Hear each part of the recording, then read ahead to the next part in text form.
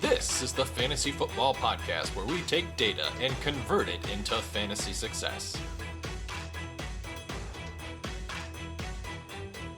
No bias, no hot takes, only victory.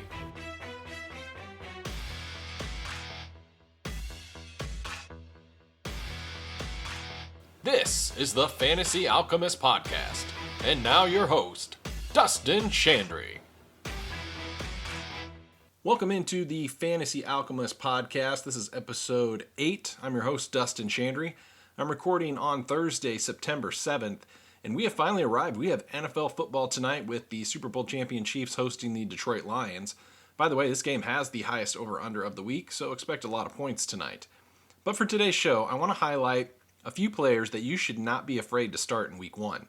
You see, when you're drafting, you're thinking about the entire season. But once the season starts, it's a series of single head-to-head games. You have no allegiance to the players you drafted. If there's a player on the waiver wire who you think will score more points this week than a player you drafted, you have no obligation to start the player that you picked.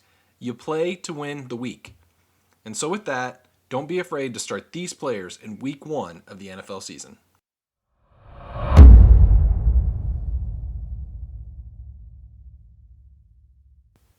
I can't believe in week 1 of 2023, we are returning to Raheem Must Start, but that is precisely what you should do.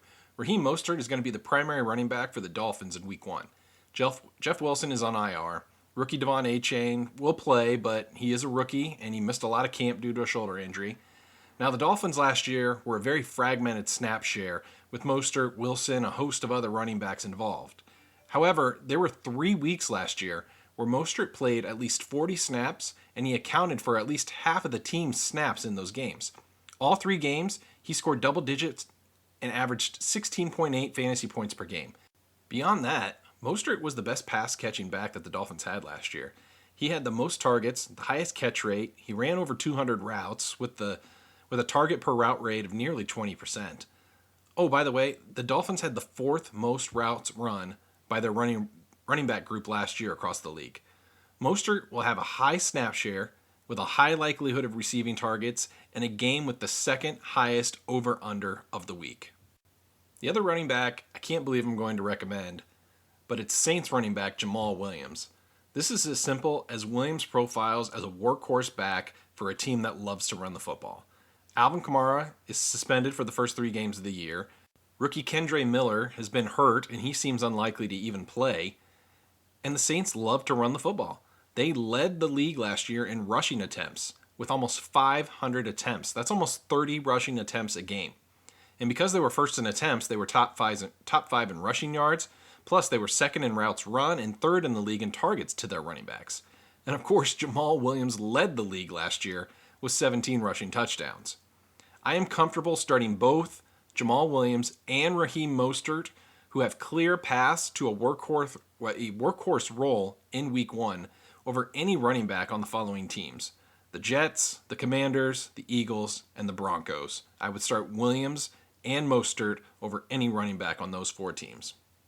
Now switching to wide receivers, there are 2 second-year players ranked just outside the top 30 this week that I think you should consider starting. The first is Commanders receiver Jahan Dotson. Now let me say this, I'm recording this on Thursday. If Terry McLaurin misses week 1, Dotson is a smash start. But even if McLaurin plays, I think you should still consider starting Dotson.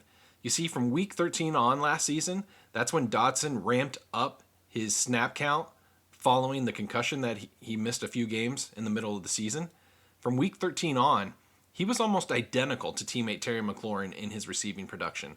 Both players had an identical 18% target share. Both of them were around 350 yards over that 5-game stretch, and they each had 3 touchdowns. You see, over the last third of the season, Jahan Dotson ranked inside the top 20 of the entire league in fantasy points scored per game. His camp reports and his preseason rapport with Sam Howell is also very encouraging. The other second-year wide receiver I would be targeting is Falcons wide receiver Drake London. London profiles as an alpha wide receiver 1. Last year as a rookie, he led the team in targets, receptions, yards, and touchdowns. Kyle Pitts was 2nd on the team last year in targets, but he will likely see a dip early in the year coming off the knee injury. Now, back on London, he had a target share of almost 30%. That was 5th best in the league last year, and he was top 10 in targets per route run. And London actually has some positive touchdown regression coming. He only had 4 touchdowns last year, even though he got 1/3 of the Falcons' red zone receiving targets. The only other player in the league who had a higher target share in the red zone last year was DK Metcalf.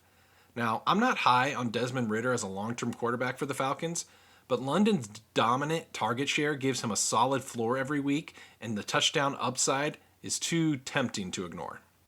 And lastly, at tight end, due to Travis Kelce probably not playing in week 1, I'm going to list Rams tight end Tyler Higbee at tight end 5 for this week. Starting in week 11 last year, once Cooper Kupp was out, Tyler Higbee led the Rams in total targets, touchdowns, was getting a target for every 4 routes run, and he had 2 double-point games, including a 30-point game in week 16. Now let's be clear.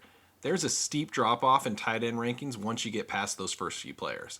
However, Higbee has the projected usage volume with Kupp out again to start the season that could lead to that desired upside you're looking for. But even with the high usage, Higbee still had 4 games in that stretch with less than 5 fantasy points last year. But again, you're going to find those ups and downs across all tight ends once you get past that first tier. Now, speaking of Kelce, if you're looking for a fill-in this week, check out the previous episode on the emergency pod where I recommended a few players, but I'll just touch on this quickly. In short, I'd recommend one of the following players: Sam Laporta, Luke Musgrave, or Jake Ferguson. At least one, if not all 3, are available right now to be picked up in standard redraft leagues. So that'll do it for today's episode. Make sure you hit subscribe. You can find us on Twitter at FFAlchemistPod. We'll be back early next week to recap week 1, and we'll make our adjustments heading into week 2 of the fantasy season. Thank you for listening.